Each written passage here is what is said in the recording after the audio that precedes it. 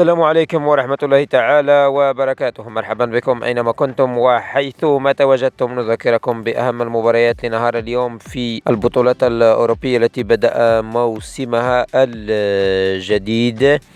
البداية من الدوري الإنجليزي الممتاز، حيث هناك مباراتين لنهار اليوم في تمام الساعة 2 بتوقيت الجزائر، 4 بتوقيت السعودية. نادي برنتفورد يواجه نادي توتنهام هوتسبير.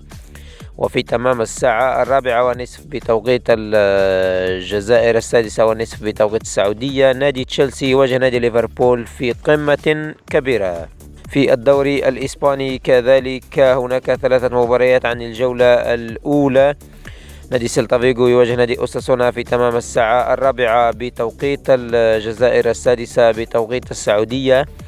في تمام الساعة 6:30 بتوقيت الجزائر، 8:30 بتوقيت السعودية، نادي فيريال يواجه نادي ريال بيتيس. وفي تمام الساعة 8:30 بتوقيت الجزائر، 10:30 بتوقيت السعودية، نادي ختافي يواجه نادي برشلونة. في الدوري الفرنسي كذلك ومباريات الجولة الأولى دائما في تمام الساعة منتصف النهار بتوقيت الجزائر، نادي بريست يواجه نادي لانس، نادي كليرمو يواجه نادي موناكو في تمام الساعة 2 بتوقيت الجزائر، 4 بتوقيت السعودية.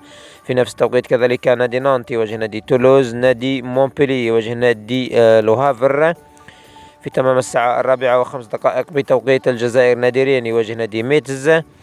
وفي تمام الساعة 7:45 بتوقيت الجزائر، 9:45 بتوقيت السعودية، نادي ستراسبورغ يواجه نادي ليون.